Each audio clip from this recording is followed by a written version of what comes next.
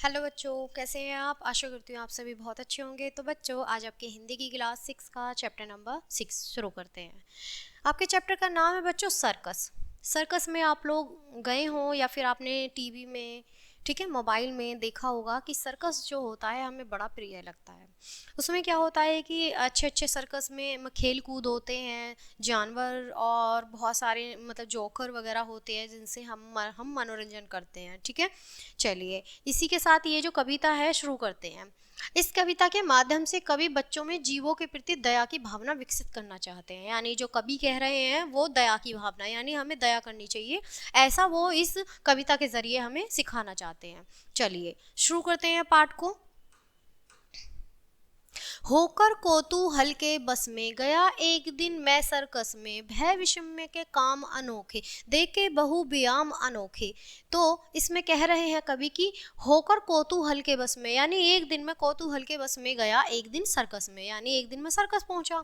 भय विषम्य के काम अनोखे, वहां के मैंने काम अनोखे देखे कि वहां का व्यायाम अनोखे देखे, यानी जो एक्सरसाइज कसरत हो रही थी वो भी मैंने अनोखी देखी। एक बड़ा सा बंदर आया, उसने झटपट लेप जलाया, झट कुर्सी पर पुस्तक खोली, आ तब तक मैंने यूं बोली।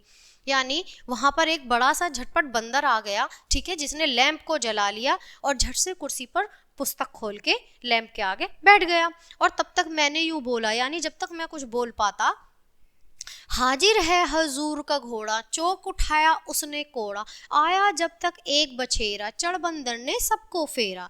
यानी जब तक मैं कुछ बोल पाता तो हाजिर हो गया एक हुजूर का घोड़ा, और उसने उसने एकदम चौंक कर कोड़ा उठाया, और जब तक मैं बछेरा, चढ़ बंदर उसको फेरने लगा, यानी बंदर पर उसको फेरने लगा। एक मनुष्य अंत में आया, पकड़े हुए सिंह को लाया, मनुष्य सिंह की देख लड़ाई की मैंने इस भांति बढ़ाई।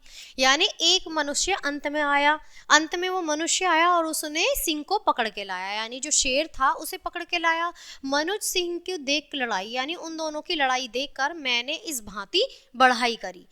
ठीक है, कहीं साहसी जन डरता न, नाहर को बस करता है, मेरा एक मित्र तब बोला, भाई तू भी इस बस में बस भोला है। यानी मैं बहुत साहसी मन से, वहाँ साहसी मन था मेरा, लेकिन मैं डर से नाहर को बस में कर रहा था, यानी उसे बस में करने की कोशिश कर रहा था। मेरा एक मित्र तब बोला, मेरा जो मित्र है वो बोला, भाई तू भी बस भोला ही है। ठीक है, यह सिंहनी का जना हुआ है, किंतु शियार यह बना हुआ है, यह पिंजरे में बंद रहा है, कभी नहीं स्वच्छंद रहा है। यानी यह सिंहनी का जना हुआ है, यानी इसकी जो माँ है वो सिंहनी है, यानी शेर की जो फीमेल वो होता है, ठीक है, वो सिंहनी है, किंतु सियार यह बड़ा हुआ है, यानी सियार है ये शेर नहीं है, सियार है। ये पिंजरे में बंद रहा है काफी समय से, तो कभी नहीं स्वच्छंद रहा है, यानी कभी यह आजादी के साथ नहीं रहा है।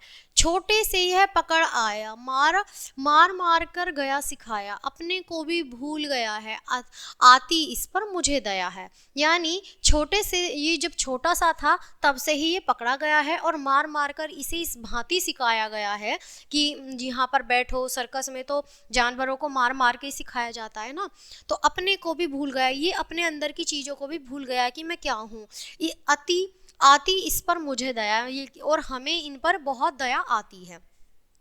तो बच्चों, ये कविता थी जो सर्कस में जो भी पशु पक्षियाँ जो भी होते हैं उन पर जो मार पड़ती है जानवरों पर और उन्हें सिखाया जाता है, तो हमें उन पर दया करनी चाहिए, हमें ऐसी चीज़ें नहीं करनी चाहिए। सबके अंदर जीव होता है एक, ठीक है, तड़प होती है।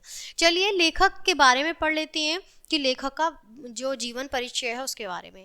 राष्ट्र कवि मैथिली शरण, ये मैथिली शरण ने लिखी है कविता। ठीक है, मैथिली शरण गुप्त जी का जन्म सन 1886 ईस्वी को झांसी जिले के चिराग गांव नामक स्थान पर हुआ था। बचपन से ही इन्हें लिखने का शौक था। इन्होंने अपने लेखन में साहित्य की हर विधा का प्रयोग किया। इनकी प्रमुख रचनाएं हैं जयद्रथ, बद्ध, भारत भारती, सिद्धराज, साकेत, यशोधरा और पंचवटी। आजीवन साहित्य की सेवा करते हुए गुप्त जी का निधन 12 दिसंबर सन 1964 को हुआ था। इनका जो निधन हुआ था 1964 को हुआ था।